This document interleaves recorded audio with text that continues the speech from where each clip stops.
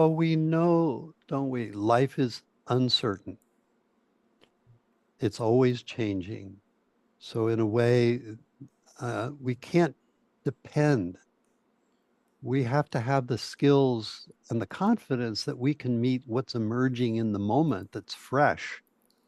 And that's what we're trying to do again, is give people the skills, the confidence, the sense of courage, the sense of curiosity that you need to tackle important issues when they're surfacing all at once, and to be able to keep a cool head in the midst of stressors that you know are having major effects on many, many people's lives. So those kinds of words, courage, curiosity, the ability to listen, because when we're in crisis, there's a tendency for our nervous system to narrow down, and we're trying to keep it open so that we're constantly available to new information. Um, when a person knows that they have those skills, they now have the confidence and that sense of hope that I was talking about, that whatever is coming, we're going to be able to meet it responsively and creatively and hopefully more quickly than we would have before. Good morning. I'm Dr. Tammie Hollis, host of Cybermindz TV, and I'm here this morning with Dr. Richard Miller. Welcome, Dr. Miller. Thank you, Dr. Tallis. Nice to be here with you this morning. It is indeed great to have you here. Many people are probably familiar with your work and the iRest protocol, but just in case, would you give us a quick introduction? Certainly. Um, I'm the founder of the iRest Institute and the developer of the Integrative Restoration iRest meditation protocol. And I've been, working in this field since 1970. So it's been a while developing this protocol, drawing from ancient meditative practices, but also because I'm a licensed psychologist and marriage and family therapist, I've drawn from the realms of psychology, and I have a medical background also. So I'm also brought in the neuroscience. So looking at how these intersect to create a very, I would say, strong protocol for helping people with everything from sleep issues to anxiety, depression. We've done a lot of research with post-traumatic stress because we work with the military since about 2003 or four. So we've now got about 6,000 teachers trained in 25 countries, and now working with Cybermindz. That in 2003, I was called by the military to do a research project with wounded warriors with severe PTSD, and we had such success with the initial research that it got instituted into the Walter Reed Army Medical Center clinic, so that anyone up until this day going through their healing process can have access to the program. But I kept working with different audiences, everything from people who just want to feel better, as most people do, but also people with severe anxiety, depression, sleep disorders, stress disorders, physical pain. So I started realizing that without the research, we really wouldn't know how well this program works. So I really invested a lot of time early on up to now. I think we've got about 45 research studies we've done where all the trend lines show us moving in the right direction. In other words, people come with a sleep disorder, they're sleeping more through the night. If they're having early morning awakenings, they're getting back to sleep. People with acute and chronic pain are learning techniques to help them either ameliorate the pain completely or to give them tools with which they can navigate it. But that's so with the other issues that people have brought to our table. But we've also done research with cancer, people going through cancer treatment, multiple sclerosis. We ran groups for some years for people with multiple sclerosis, which was helping them have a sense of resilience in the face of what they were experiencing with their MS. So lots of different populations, lots of different issues, enjoying the journey tremendously. Wow, thank you for that fascinating overview. I'm curious how the initial iRest protocol has developed beyond your initial vision. Is that part of what you were just talking about with the different groups you've worked with? Yeah, when I started this work, I was just working with individuals thinking pretty simplistically. And when the military brought us in and we were so successful, the protocol just started to take off by a rocket. So today we're in, I think, about 85 VA sites around the United States, but also in England, Australia, and different countries. So it's progressed far beyond what I would have ever imagined when I was just sitting in my little studio with a few people sharing something that had been very instrumental in my life, and then slowly seeing how it was transforming their lives. And then it just started to evolve. And with the different populations, we kept honing the program.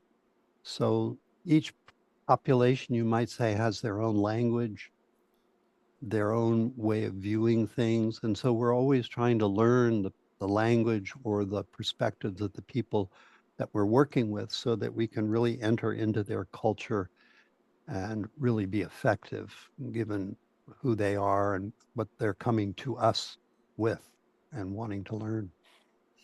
I see. Do you have a pivotal moment or story that you could share that kind of reaffirms IRES's potential to transform lives, maybe around someone who is facing chronic stress? You know, there are several that come to my mind. So many people I've worked with, but several really stand out. There was a gentleman in a study we did in Florida, one of the early studies. And this was a veteran with severe PTSD that he had gotten through his military service for years. And he had been through multiple programs for healing, which had not been successful. So he went through our research. And at the end, he said to us, you know, every program that I've ever started to heal my PTSD always starts with what's wrong with me. You're the first protocol that helped me see what was right about me from the very beginning, and that has made all the difference. Because one of the key elements for my protocol is to help people in the first session get in touch with an aspect of themselves that's never been hurt, never been harmed, never been injured, doesn't need healing. Our basic wholeness that we have as human beings inherited, but we may have forgotten. So in our program, we introduce that as quickly as we can. So a person is coming from a deep foundation of well-being. So our program isn't designed to help you get to well-being. It's designed to reveal that as quickly as we can. And then from that ground or that foundation, we start meeting the different issues that are needing healing. So that's one. The other was a young woman who came many years ago with severe depression, had been through many interventions, psychiatry, medications, and the depression still hadn't broken open. And I'm a practitioner teaching a particular, we might say, meditation protocol. We tend to be on the end of people's journey because they've gone through so many healing processes that haven't worked. So when she came in, she was very hopeless, depressed, and I was kind of like the end person in her journey, you might say. And so in that very first session, I asked her if she would make an experiment, which she said yes. And I took her through a 20-minute process that at the end gave her a glimpse of that sense of wholeness, not just intellectually, but actually a somatic experience of it. Then we began to address what was going on what might be underlying her depression. What was significant to me was when she came back the next week, she said, you know, that feeling of wholeness didn't last very long. And the depression kind of came back in. But for the first time, I feel I have hope. And that's a Wow. very important piece, isn't it?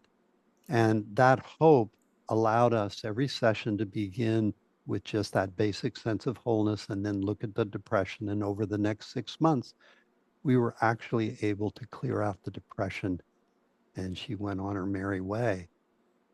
So that sense of what that Army veteran discovered, that sense of wholeness in his initial session and what she discovered in her initial session. And then I guess one more story, which was another veteran who came with 12 years of military service, chronic pain, sleep disorders.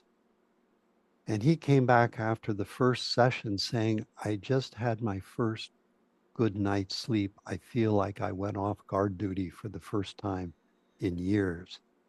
And one of the things we're helping people do is help them learn and give them tools for working with what we might say is unprocessed material, emotions, experiences, memories, so that they can begin to process them in the daytime.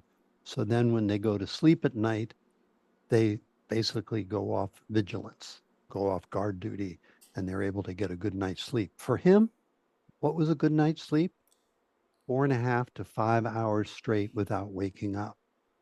And then subsequently building on that 6 hours, 6.5 hours, 7 hours. And now he's getting a good night's sleep every night.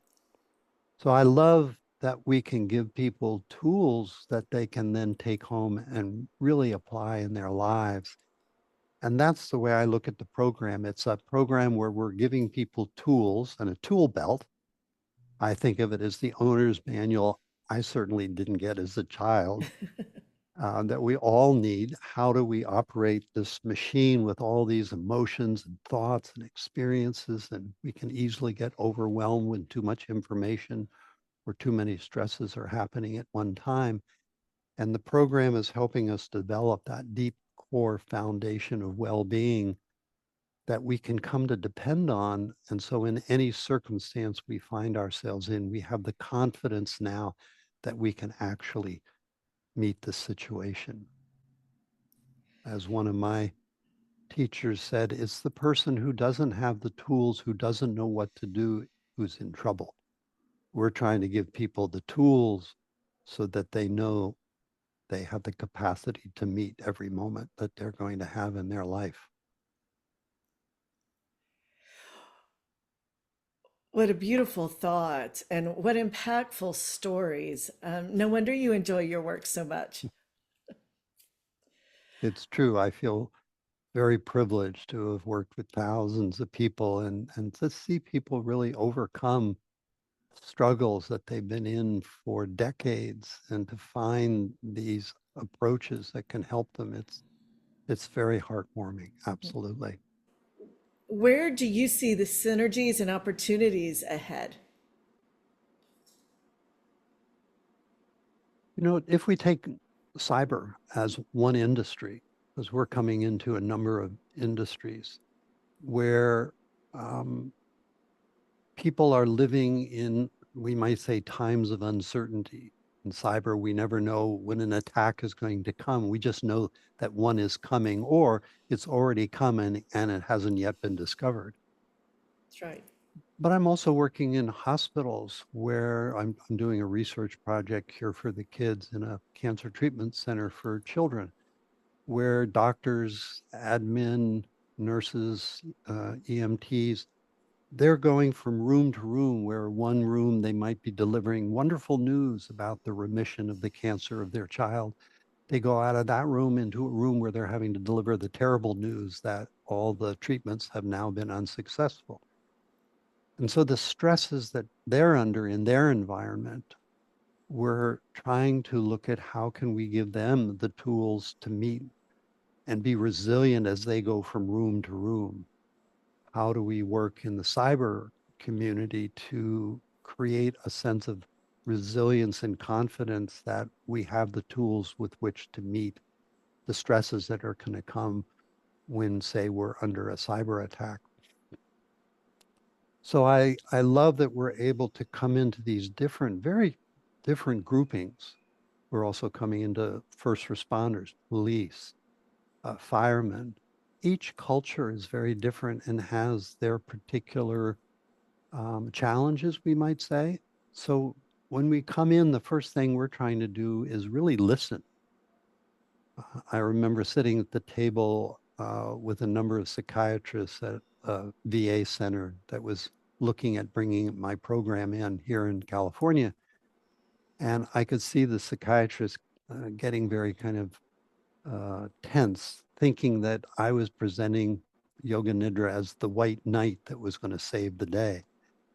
And so I addressed it head on. I said, you know, we're not a white knight. We're an adjunctive assistive program that's going to support the programs that you're offering. And I also know, say, with people coming in for psychiatric treatment in the Army, there's way more people that are needing treatment than there are physicians. And so we're offering you an opportunity to, say, give a holding environment while people are waiting for the treatment that they need to go through in an iRest group. And we did start that actually at one facility where it went from one group that filled and nobody wanted to leave. So we started a second group, third group, fourth group. At the end, we had 9 groups going because nobody wanted to leave. But what was nice is the psychiatrist started to relax and realize that there was a program here that could really assist them in their needs. And what seeing that in cyber, all cyber communities have a HR community that's serving them, but it may not be fully serving their needs. And so we can come in as an adjunctive program, say into human resources, then feed over into the cyber community and give them what I'm saying are these incredible tools. How do we meet the emotional environment that we find ourselves in when we're under stress? How do we meet the thoughts, the images, and knowing that we're responsible not just for this attack, but downstream for the people who are going to be affected. So one of the things I'm aware of when we come into an organization, we're not just working with the people at the front, but they have families, they have siblings, they have friends who can be affected by what they're being affected by. So as much as we can, we're giving the program to the individuals with the hopes that they're taking it home actually and sharing it with their spouses or their partners or friends, or their friends are beginning to see that they're looking a bit different and less stressed these days. And what are you doing? And how might I get a piece of the action here as well? So listening is a really important component when we come into any organization, really trying to find out what are the needs, then what are the best tools we can offer to meet that challenge. I love that you're thinking about the families and friends and the people experiencing them. And I'm also appreciative that you're thinking about those downstream effects, because I can tell you from my research, some of the people that do this work, there was one participant who was carrying the guilt of all the people who lost their jobs as a result of an incident. Yeah. And that weight was with them years later.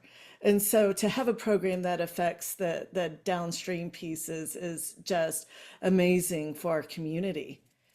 Well, I know that when I was working in the military, for every individual that I worked with, that individual touches about 100 people.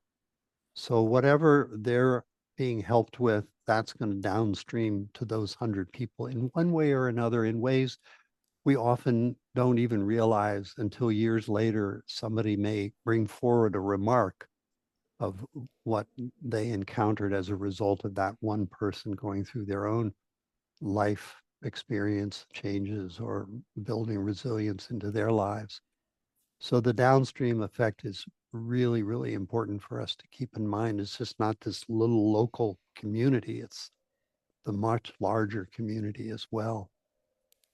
And the lovely thing that I've discovered is as we went through COVID, often initially we always thought we need to do this in person.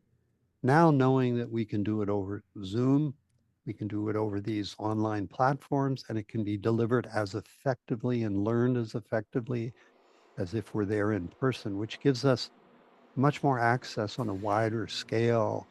So oftentimes when I'm giving a program, I'm getting people coming in not just from one local area, but all over the world because they can access now learnings that they otherwise couldn't have accessed before. And one of the things I really like of Peter's approach, and this I think is really important, where initially some years ago when these kinds of interventions came in, they were often taught in like a 6 or an 8 week segment or a 12-week course or 3, 4, 5 month. And then that was it. You were supposed to now have the tools. And we've realized that to be really successful, an organization is learning how to integrate these tools into the environment. So we're looking at both teaching it in these segments that can be in 4 weeks, 6 week, 8 week, 12 week, whatever, but that we're also supporting it to come in and be integrated into the culture. So it's not a short-term view, it's a long-term view, which then the company or the environment is offering to the people coming in as a, you might say, a perk. Mhm. When you work for us, we're going to give you tools and we're going to keep helping you to develop them while you're working for us that are going to make you not just better at your job, but better in your whole life. When you go home, a better father or mother or friend. And I think that that's really important because, as you were saying, we can carry the effect of an attack or of some experience for many, many months or years. And that has a toll on the psyche. So if we can give people the ability to process that material and not have to take it downstream into their homes or into their daily lives, that's a really important piece. So that's one of the elements that we're always looking at. How do we teach this person so they can do their job better? But how can we also help them become a better human being so they're part of a team and that team is working together better? But also when they go home, they're part of a team. Or when they go out into the world with their peers or their workmates to have fun, they're still part of a community and a team. And so we're looking at that full effect, not just in a little tiny a particular area, but really overall in a person's life. I think that's another one of the benefits of having it set up the way it is within the Cybermindz offering. It is beneficial to people when there's an incident and when they're stressed, but it also can be preventative. It can prepare people before they face those situations. And I think that's another one of the beautiful things about it. Well, we know, don't we? Life is uncertain. It's always changing. So in a way, we can't depend. We have to have the skills and the confidence that we can meet what's emerging in the moment that's fresh. And that's what we're trying to do again, is give people the skills, the confidence, the sense of courage, the sense of curiosity that you need to tackle important issues when they're surfacing all at once, and to be able to keep a cool head in the midst of stressors that you know are having major effects on many, many people's lives. So those kinds of words, courage, curiosity, the ability to listen, because when we're in crisis, there's a tendency for our nervous system to narrow down, and we're trying to keep it open so that we're constantly available to new information. Um, when a person knows that they have those skills, they now have the confidence and that sense of hope that I was talking about, that whatever is coming, we're going to be able to meet it responsively and creatively and hopefully more quickly than we would have before.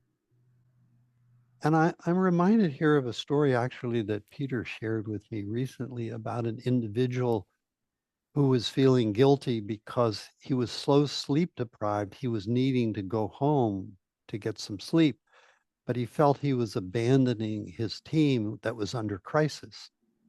And through the iRest program, Peter did a process with him that he was able to see that by actually going home and going to sleep, he was actually supporting his team. And that guilt melted away. He went home, got a good night's sleep, and comes back raring to go as a team member. So guilt and these forces like shame can creep in without people really understanding what's happening. But by identifying these somatically in the body, because they live in us as feeling tones, we can learn how to process through them, move beyond them, and see greater strengths in ourselves than we might not have seen before. That is really a powerful story too. It reminds me of the thing we hear all the time about that we hear on airplanes about put your air mask on first, right? Exactly. And that's what we're doing. We're giving people air masks to put on right away, and then they can help the others around them with what they're needing to do. Yeah. With respect to adapting the iRest protocol for cybersecurity, what unique challenges do you think the cyber workforce faces in terms of mental health and stress? And how do you think iRest addresses those specifically? Well, the one factor that I find over and over is, and it doesn't matter where I go, whether it's in a military center, it's an alcohol treatment center, a hospital, wherever, it's the time factor. I don't have time for this. And to be able to take time away, especially when there's a crisis going on, people often feel I can't do that. What we're trying to help them realize is you cannot not do that. You've got to have these skills in place so that you can meet the challenges when they are going to arrive, and they're inevitably going to arrive. So really helping the culture recognize this is something that needs to be integrated into the culture on a regular, daily, if not weekly, on a regularity. So people are not just learning the skills initially, but they're continuing to brush their skillfulness, you might say, in their utilization of these kinds of tools I'm talking about.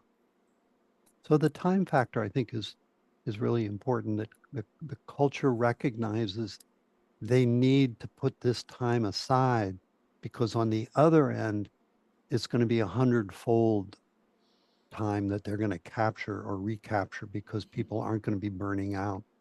They're not going to become stressed out. They're going to be able to be there to really work with the challenges. That makes sense. So often, you're right, we think we don't have time and we absolutely have to take it. So I Well, couldn't agree more. in learning the protocol, we teach it in little segments up to, 20 minutes, 30 minutes, 45 minutes, an hour. But once we learn it, I mean, I'm sitting, say, in a stressful situation, having a particular emotion or thought or whatever. I'm doing the program right there in little 30-second, 1 minute little pieces. And nobody around me knows what I'm doing, but I'm Right. relaxing my system. I'm opening my senses. I'm honing my attention, developing a sense of curiosity in the moment, and having a wider perspective to take in what's happening. So we want people to understand we can learn these tools, say, in longer stretches. We devote an hour, say. But then we're learning how to introduce them into our lives in little 20-second, 30-second. I'm about to go into a stressful situation. I was building this into the corporate environment that I've been working in recently, where they're going from meeting to meeting. And I said, so when you touch that doorknob to go into that room, or when you're about to move through that portal, let it bring up, evoke your inner resource of well-being and a grounded sense of confidence. And those are actual somatic feelings that we can tap into. And so they've gotten into an unconscious habit now. The moment they touch a doorknob, it evokes that sense of calm, well-being, confidence, and they move then into the room from that perspective. And then when they're touching the doorknob on the way out, it's again evoking a sense of well-being. So it's helping them let go of any residues that are left over as they move through that doorknob. And so I like to do that. When you're driving in your car, you come to a stop sign or a stoplight. That's a moment to stop, feel your inner resource of well-being, of wholeness and health and okayness, and then keep going into your day. So these are what I call little and often practices that we build in to the tools that we're actually giving people to work with their emotions, their body sensations, their thoughts, and other aspects. Yes, as I was listening, I realized that this is a practice that done over time, it becomes part of that tacit knowledge, maybe like one of your work tasks. It just becomes ingrained. You may not even realize you're doing it. Except the other thing I really love is by touching a doorknob on your way in or your way out, you've also got a physical touchstone And to we're help. leaving touchstones like that all over. We can, like I'll tell people sometimes, for a while, why don't you carry a little object in your pocket? And when you touch it, let it evoke that sense of well-being. Then eventually you might be under stress and you happen to put your hand in your pocket and touch that stone. It'll unconsciously evoke that sense of well-being. And so that's one of the primary tools we're teaching people, is how to access a deep core sense of well-being, which I know is our birthright, that actually is unbreakable, but may have been relegated to the backside of our consciousness. So we're really helping people bring that foreground, feel it, and then, as we're saying, pair it with different objects or different thoughts. Like when we have a sense of a stressful thought, if we pair it with that inner resource of well-being, it changes our relationship to that stressor. If we're about to go into a difficult conversation, we're having some anxiety, and we touch into that well-being, it gives us a ground from which to shift anxiety into a moment of excitement and possibility. So we're learning how to transform moments in very simple ways that people might not have otherwise thought about, and embed it all through their life. For instance, even as we're talking, there's a natural checking that I do of my breath. Is it in my chest? Is it in my belly? We know people under stress start breathing a little bit more shallowly in their upper chest region and a little bit more quickly, and their heartbeat goes up and their blood pressure might go up a little bit. All that's triggering a sympathetic fight, flight, stress syndrome that is good because we need the energy, but sometimes it can narrow our perspective. And so then by touching back into that, say, that inner resource of well-being, or however a person has accessed it in their own words, um, it widens our ability to all of a sudden have larger perspective and see information that we were missing. So a very simple, one little piece of our program can be highly effective in lots of different situations. I was in recently a setting. It was a government setting, highly classified, and I was giving a demonstration. They wanted to see, do we want to use this? And the supervisor was there in the room. She was, I would say, in her middle 50s, but in walked all the people who were the defenders, and they're all 21, 22, 23, dressed casually with green hair and orange hair and tats and everything. And I gave them a little bit of a talk, and then I said, let me give you the experience. And so I took them through about a 25-minute experience. And they came up off the floor and they turned to their supervisor and they said, you give us this or we quit. Oh, wow. That's an Because they got a endorsement. taste of what this could do for their lives and the journey that they were doing in the industry in which they were having these multiple stressors in their lives, and they saw the possibility. So the good news is they started a weekly group, and the company where they're working actually bought them blankets, mats, pillows, so they could really do the practice in a very deep, concentrated way, learn the skills because they saw the potency that it had for what they were doing. When you think about what you've learned about cybersecurity since being part of cyberminds.org, is there anything that has stood out in terms of challenges for the profession?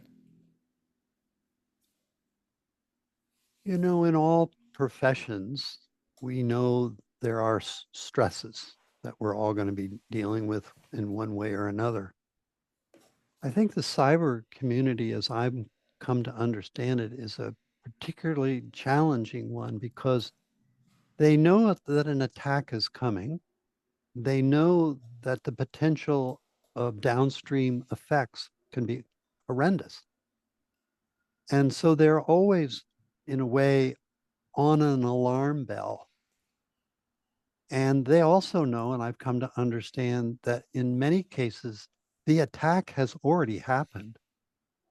They just don't know that it's happened and where it is and when it's going to then erupt. So that kind of ongoing stressor.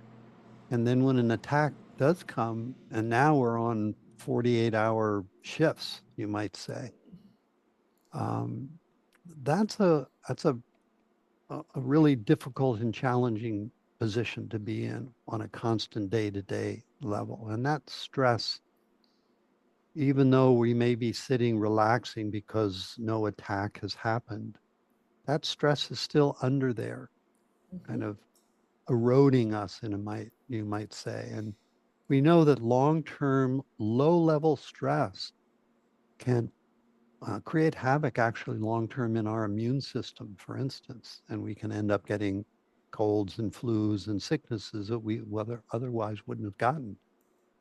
So we're really trying to give people um, techniques and approaches that they're actually using all day long to keep those little pieces of stress out of their system. Like I was saying earlier, in stress, we might shift from lower abdominal into upper respiratory shallow breathing. We don't even know we've done it, but what we've done is put ourselves into a subtle hyperventilation where we're blowing off the carbon dioxide, thinking we're going to get better results having more oxygen in our system. And it's actually the reverse. By having that ability to breathe slow and low, even in a stressful situation, it's actually helping the oxygen get to the mitochondria in our cells and give us the energy we need.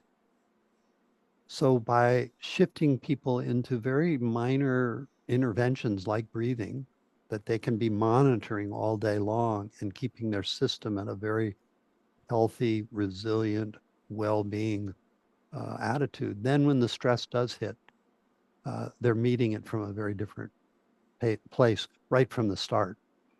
And then keeping those skillfulness in all the way through the episode they might be experiencing. I was just going to ask about that. I saw it in my own experience, and then when I did my research, um, I called it rapid succession micro resiliencies because they did not know initially what had caused the incident. So they get a piece of information, they would go to work to try to identify or contain whatever the situation was, and that may or may not work, right? And so then they're improvising and they're trying the next thing, but their emotions are also moving Correct. during that time. And so I'm hearing you say the iRest approach can enable a person to move through that more evenly, perhaps. Well, let me give you a kind of a tangential example. We have a situation, and that situation needs a particular response that meets it, and you might say dissolves the situation. But what often happens is the emotion that gets triggered or prior thoughts that get triggered that weren't, say, processed months or weeks before leads not to a response, but it might lead more to a reaction. So between any situation and reaction, there's a gap.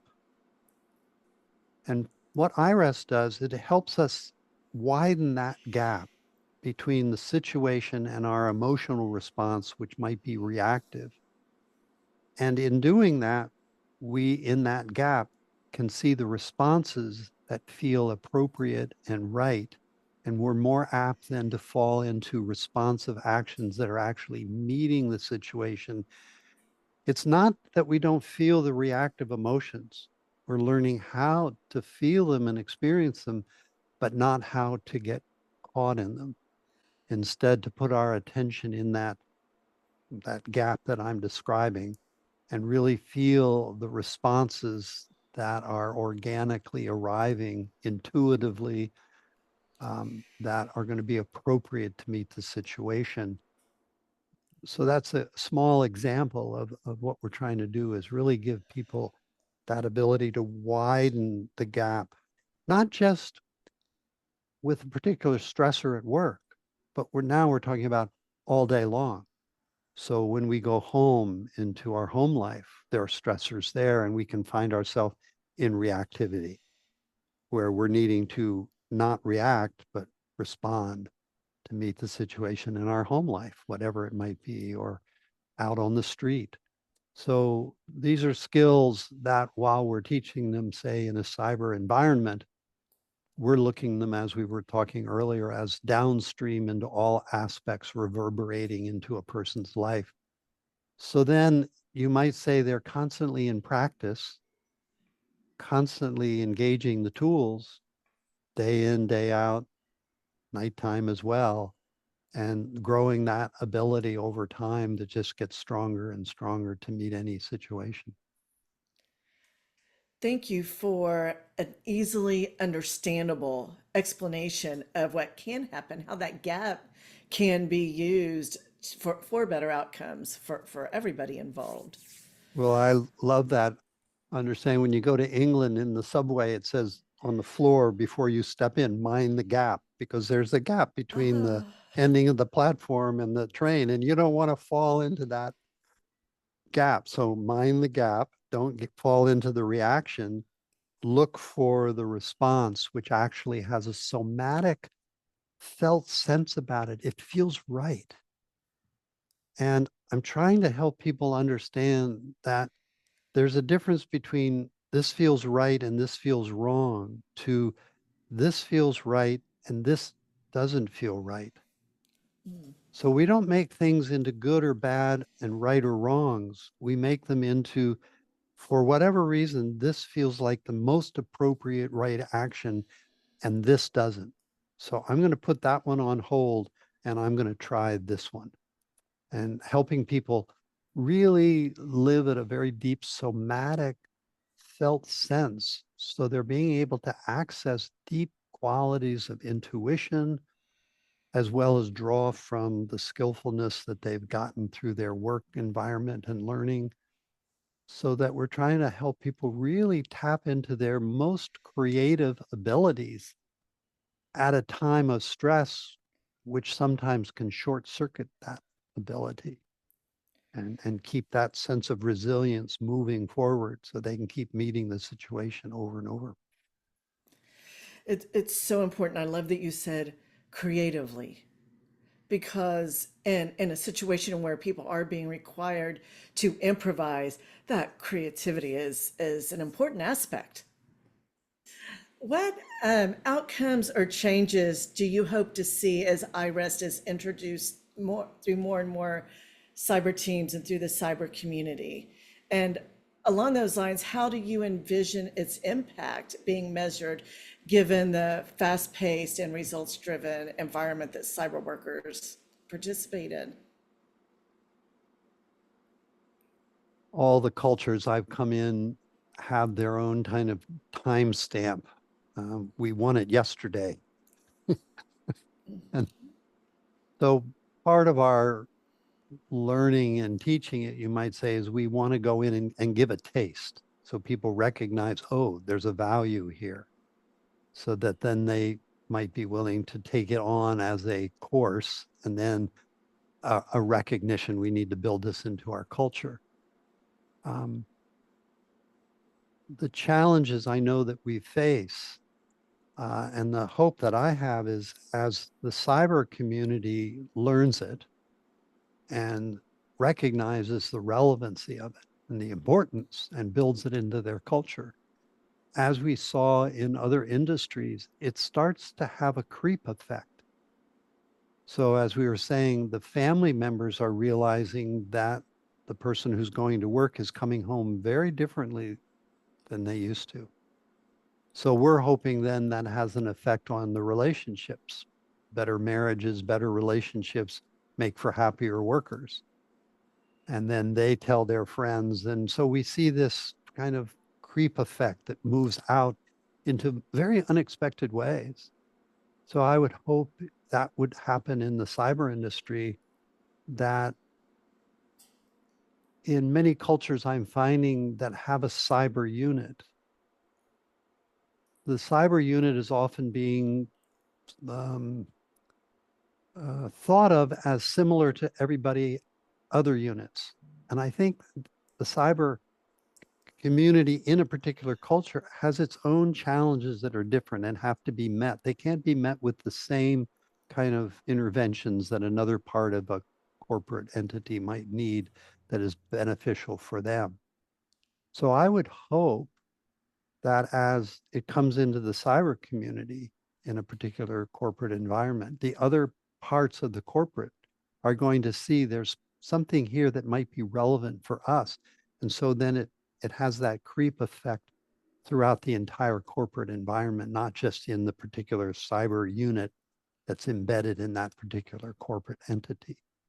So that's my hope. And that's what we've seen in other industries as we've gone in. It starts to slowly spread the flavor of it or the perfume of it, you might say, and people start saying, how do we get this over here?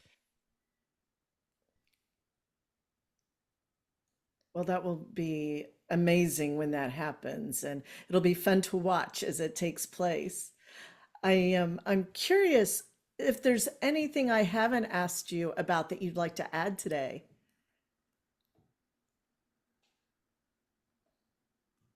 iRest, we haven't really talked about the program itself, so people may not be familiar with it. They can go to my website, and actually we have free courses and free offerings where they can get a taste of it. But it's basically, there are 10 steps to it. And each step is an independent step that can be an intervention of and to itself, or they can be mixed and matched or chained together. And so iRest becomes actually a way that we live our life. It's not just something we learn, but it's integrated into our daily routines and life. And we're using it then all day long, each of these different steps. One might have to do just with breathing. One might have to do with how do we learn to meet the somatic stresses that are physical in our body and help melt them away. How do we work with a difficult emotion, a difficult thought, a difficult memory? How do we build that resilience of that inner core sense of wholeness and well-being? And how do we engender or summon up, because I know it exists within us, an unbreakable sense of joy and well-being that we can be in the most horrendous situation and yet still feel a sense of well-being or a grounded, call it mysterious essence that gives us the ability and the confidence to meet the situation. So it's an easy, I would say, very simple 10-step protocol, deceptively simple, deceptively powerful. And that's what the experience we keep hearing from people in all sorts of ways. Well, that is a great note to end on because it's such an invitation for people to go to your website and check out the resources that are there. Thank you so much for talking with me today. I've enjoyed this conversation, and I believe the audience will take so much away from the protocol that you've developed. Well, I greatly appreciate you taking the time. I love the possibility of reaching ever new uh, people and populations that can benefit from these timeless interventions. So thank you. You're welcome. On behalf of the Cyberminds.org organization, to all of you working in cybersecurity, thank you so much for all you do.